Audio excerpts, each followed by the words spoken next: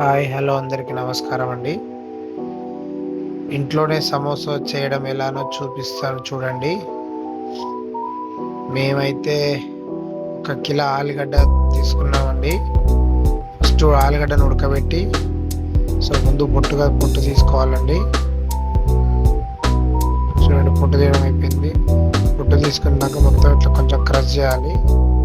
మేము 1 కిలో పిండి తీసుకున్నాము. కిలో పిండిలో నెయ్యి, ఓమ వేసుకొని బాగా కలుపుకోవాలండి.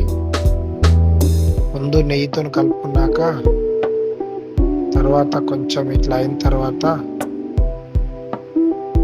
వాటర్ వేసుకోవాలండి. తగినంత వాటర్ వేసుకుంటూ ముద్ద అనేది గట్టిగా వచ్చేలా కలుపుకోవాలి. సేమ్ మన చపాతీ పిండిలా కలుపుకోవాలండి. చూడండి ఎలా కలిపాము మేము. ఇలా కలుపుకోవాలండి మొత్తము. తర్వాత ఒక గిన్నెలో కొంచెం నూనె పోసి, నూనె కొంచెం వేడేదాకా చూసి, వేడైన తర్వాత కొంచెం జీలకర్ర, కొంచెం ధనియాలు, తర్వాత కొంచెం మిరపకాయలు వేసుకొని కొంచెం వేగేదాకా చేసుకోవాలి. కొంచెం లైట్ బ్రౌన్ కలర్ వచ్చేదాకా వేపాలి. తర్వాత మళ్ళీ ఉల్లిగడ్డలు వేసుకోవాలండి. ఎక్కువ అవసరం లేదు, ఉల్లిగడ్డలు కొన్ని వేసుకోండి, బాగుంటుంది టేస్ట్ అనేది.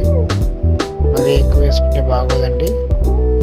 కొంచెం బాగా కలుపుకొని ఒక 5 మినిట్స్ వేసిన తర్వాత కొంచెం అల్లం వేసి, అల్లం బాగా గోలనివ్వాలండి. గోలినాక ఇట్లా కలర్ వస్తుంది. పసుపు వేసుకోవాలి, కారము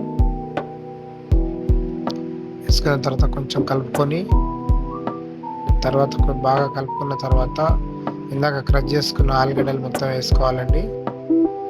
ఈ ఆలుగడ్డలు ఎట్లా కలపాలంటే మొత్తం అంతా ఎల్లో కలర్ అయితే కలపాలండి. అప్పుడు అది మొత్తం బాగా మంచిగా పడుతుంది. చూడండి ఎట్లా కలిపాము. ఇలా కలపాలి ఎగ్జాక్ట్గా. టేస్ట్ అనేది బాగుంటుంది. తింటూ ఉంటే పచ్చిగా తగలదు మనకు. లేక బాగా కలపకపోతే తింటుంటే పచ్చి తగులుతుంది.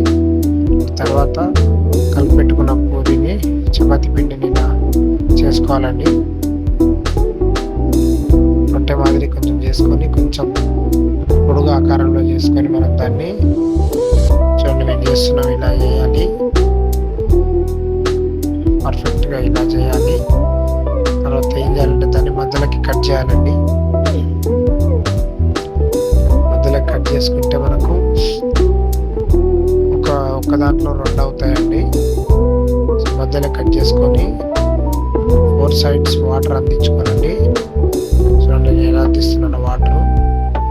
మధ్యలో మనం చేసుకున్న కర్రీని పెట్టి మంచిగా ఫోల్డ్ చేసి ఇట్లా ఆరబెట్టుకోవాలండి పక్కన. మినిమం 15 మినిట్స్ ఆరాలండి. అప్పుడే చాలా నూనెలో అనేటివి బాగా వేగుతాయి. నూనెలో బాగా వేగవండి. చూడండి ఇలా వేపి ఇట్లా వేయాలి.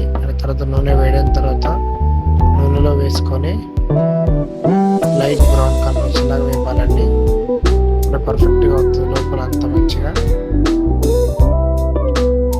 ఇట్లా చూడండి, ఇది లో ఫ్లేమ్లో పెట్టుకోవాలండి. హై ఫ్లేమ్లో పెడితే తొందరగా నల్లగా అయిపోతుంది లోపల. కానీ చూడండి ఇలా తయారైతే వేడి సమోసా అనేది ready. Thank you so much.